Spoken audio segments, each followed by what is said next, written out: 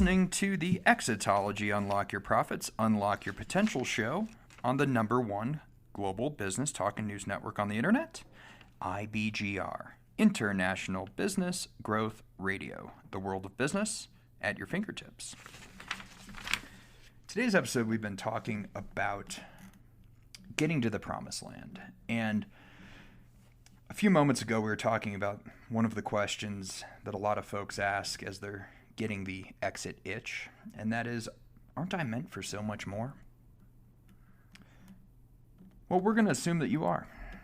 And I want to shift gears a little bit into this and talk about the 4 exits. And depending on how you want to sort the different exit paths that you can take from your business, we're going to put them into 4 different buckets. But this is more of an art than a science. We've seen this sorted into 6 different exits. We've seen this sorted into 7 different exits. We've seen it sorted into a couple different exits. For today's purposes, we're going to talk about what does it look like to position your company for a lucrative sale. We're going to talk about what does it look like to hand down your company as a legacy. We'll talk about creating a passive income stream with the business you already own, perhaps becoming a chairman or an investor or a parallel entrepreneur. We'll talk about that.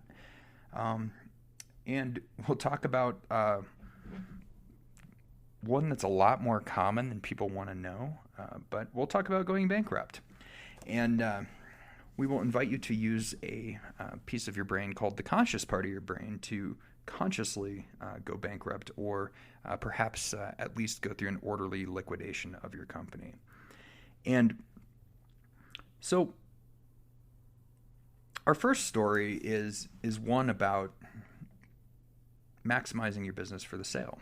And longtime listeners of the show, folks who have come to our Grow to Exit events, folks who have come to our Creating Your Perfect Exit events, you've heard the story of a gentleman who came to me in 2014, 2015, thereabouts, and said, Wally, if you can help me get the demand side of my business going, if you can help make my sales and marketing work like clockwork, and just be consistent, that'll free up enough time on my side to get my operation going, and that'll give me enough on my side to position my business for sale. Well, what we did was we took this gentleman through one of our cornerstone entry-level programs. It's called the 8-Figure Growth Blueprint. And in a little bit, we'll tell you a little bit more about what we do during that program. But what we did was essentially a gap analysis on his entire marketing stack, looking for opportunities. And from that place where we saw all of the different holes, we then built him a plan, a multi-year plan, which is called our Grow to Exit Accelerator, and we started to work against it. And as we systematically filled in all of the gaps and then improved upon the initial filling of those gaps in his marketing stack, what happened? Well, we solved his initial need, which was to get his sales and marketing and demand generation to be consistent.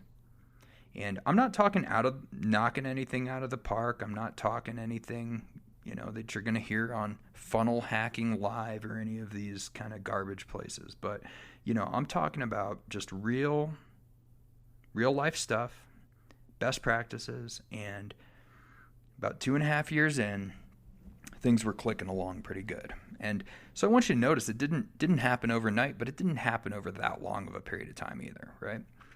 Well, a tragedy happened along the way, and I've got to give it to this guy.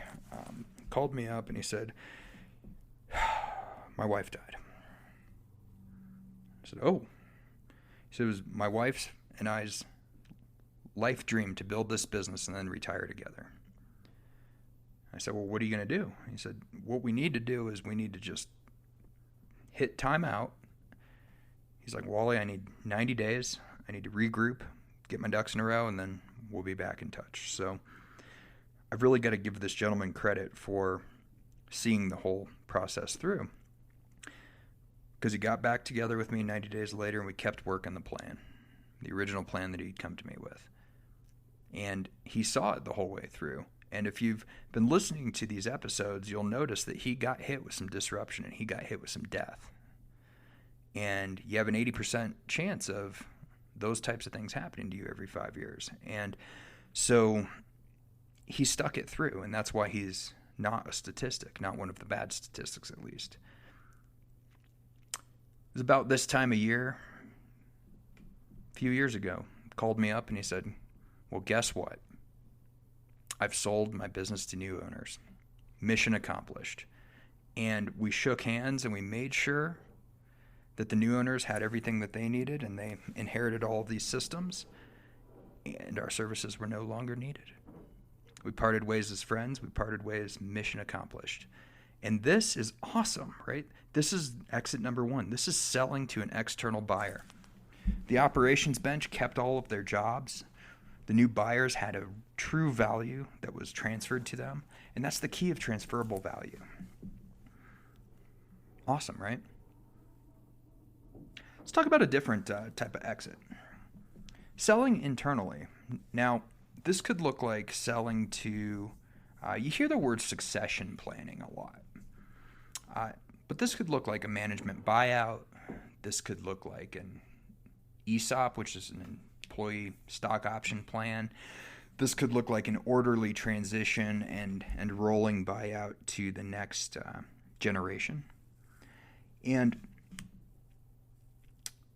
all of these qualify as what we would call selling to internal buyers. And there's a lot of reasons you might want to do that. And one of the reasons is, actually probably one of the more common reasons, is cultural.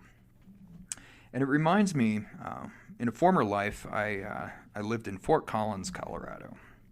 Great place. And Fort Collins was known at one point for years and years and years as the best place in America to live. And I haven't lived there for a while. I would be shocked if it still wasn't really high up on those lists. And there's a whole bunch of reasons for that. But one of them is just the business culture and just the people culture. It's a really good place to live.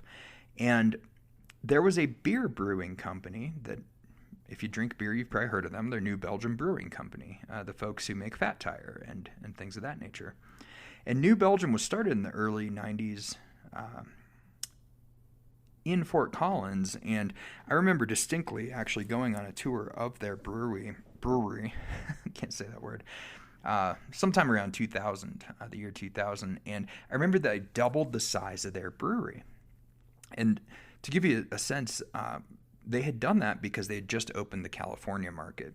And I'm not really telling you about that because it's like, oh, they're successful and all this cool stuff happened. No.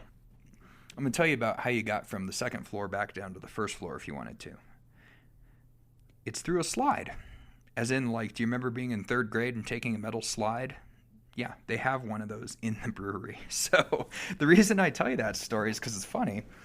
But that tells you a lot about their culture. And so when it was time for the founding group to get out of the business and find their exit strategy, they chose an ESOP route. And you can look all of this up separately if you'd like. But what I think is cool about that is they said, you know what, our culture is so important to us that we want to take care of all these employees. So that's another route you can take. Third exit is what we call the scale out and go passive with your business. So think becoming a chairman or think becoming an investor. There was a gentleman who I knew who had just gotten out of a tough partnership, and he had a soil company, and he was making a specific type of soil for a specific type of crop. And I'm in Colorado, so you might be able to figure out what kind of crop I'm talking about. And he basically took everything that he learned in his toxic partnership and re-engineered everything so that it was 3 times more efficient and so that he was 100% in control. And what I thought was interesting about this gentleman's approach was this soil company was part of an ecosystem of different companies that he owned. He also owned a company that provided ancillary chemicals and other types of growing mechanisms for the growers market. And he also had some product companies. And so the soil company was just one of three of his legs of the stool of active companies that he was actively building, actively architecting, actively leading, actively owning, but not working within. Does that make sense? So he had actually exited from three companies to a great extent and was chairman of three companies that were all part of the same ecosystem but also separate. So he's what we call a parallel entrepreneur as opposed to a serial entrepreneur. A serial entrepreneur goes 1, 2, 3, right? Parallel entrepreneur builds one, keeps building one, and steps out. Builds two, keeps owning the dividends from two, steps out, builds three, and they might all eventually merge together, right? Because they're part of an ecosystem. So that's a different kind of exit. And each of these exits is going to bear much more discussion. And so we're just introducing the concept today. But that's scaling out and going passive. And then finally, there is the orderly liquidation, or what I call going consciously bankrupt. And unfortunately, this one is a lot more common than you probably want it to be. Because again, you go back to the fact that over the next 5 years, you are more than likely to experience death, disability, divorce, disruption, disagreement, all of these things within your business. That's why if you walk into a room of 40 people and they all want to exit their business, 2 years later, one of them will have exited and be happy. 8 of them will have exited, that is. One will be happy. So there's a lot that can go wrong here. And so what I would invite you to do is consider working with someone who has the CEPA designation, the Certified Exit Planning Advisor designation. Of course I do. Exitology is part of what we call the value acceleration model within the Exit Planning Institute's designation. And the bottom line there is that people with a CEPA designation can generally get you up to a 40% increase in the value of your business. So we'll be back in about 2 minutes. You're listening to Exitology, Unlock Your Profits, Unlock Your Potential show on the International Business Growth Radio Network.